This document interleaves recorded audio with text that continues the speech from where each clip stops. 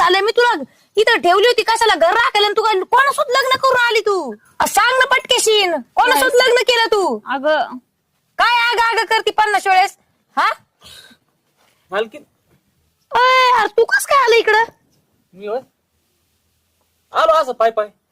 अरे पण भाण्या तुला तर पारीन ठेवलं होतं ना म्हणजे कामाला रे हा ठेवलं मग होतं. तू इकडं काय करतोय अय भाण्या अरे बाप बहिणीला काय फसवलं तू कस काय लग्न केलं तिच्यासोबत पारीन लावून दिलं.